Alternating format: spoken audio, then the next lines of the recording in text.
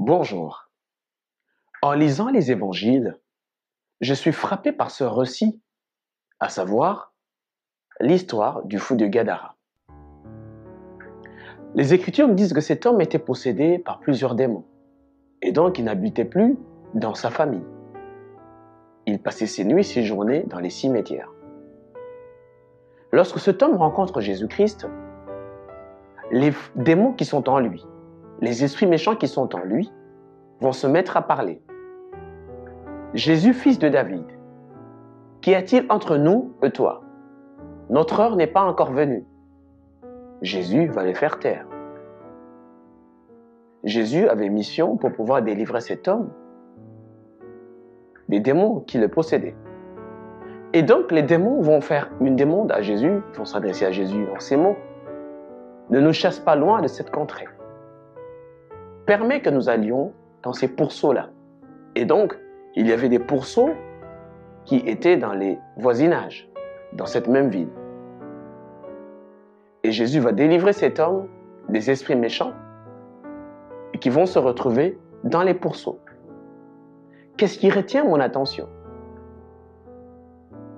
Les démons ne veulent pas partir loin de cette ville. Ils ne veulent pas partir loin de cette contrée et ils demandent à Jésus de leur permettre d'entrer dans les pourceaux. Les pourceaux qui étaient dans cette ville, qui appartenaient à un habitant de cette ville.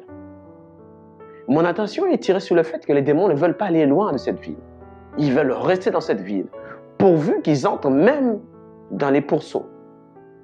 Et je comprends par là que dans chaque nation, dans chaque ville, dans chaque commune, il y a un esprit qui gère. Il y a un principauté qui veille et qui gère et qui y est établi dans cette ville.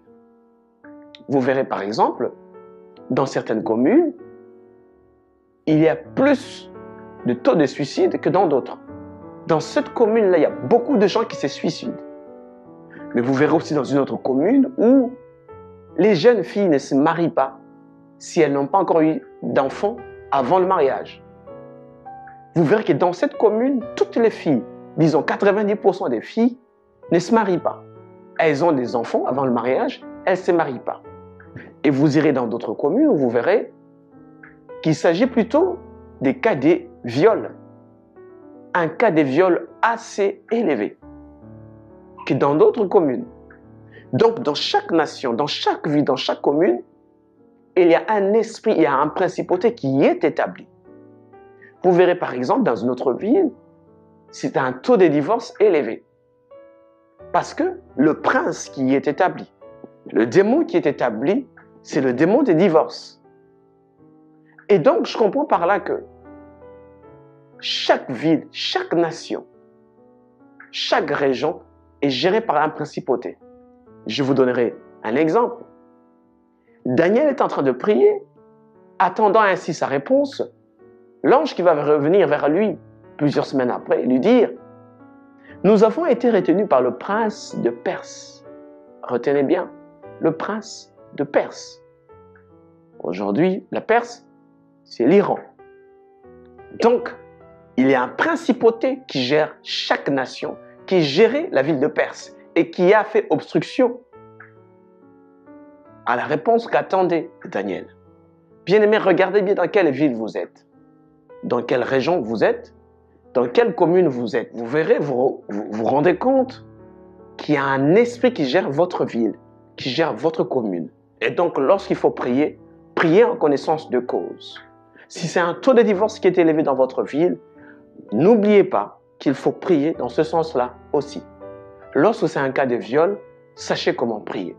Parce que dans chaque ville, dans chaque nation, il y a un état d'esprit, il y a un principauté qui gère. Mais la deuxième chose qui attire aussi mon attention est celle-ci. Les esprits méchants savourent et aiment habiter un corps. C'est des esprits, ils n'ont pas de corps. Donc pour eux, habiter un corps, c'est la meilleure des choses qui puisse leur arriver. Posséder un corps, ils soupirent après cela. Au point même de vouloir habiter dans des pourceaux, dans les animaux, dans les corps des animaux.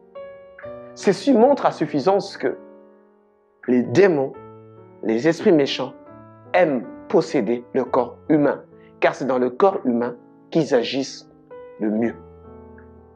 Bien-aimés, priez par rapport à cela. Regardez dans votre ville, dans votre quartier, dans votre commune, quel genre d'esprit règne et priez en connaissance de cause.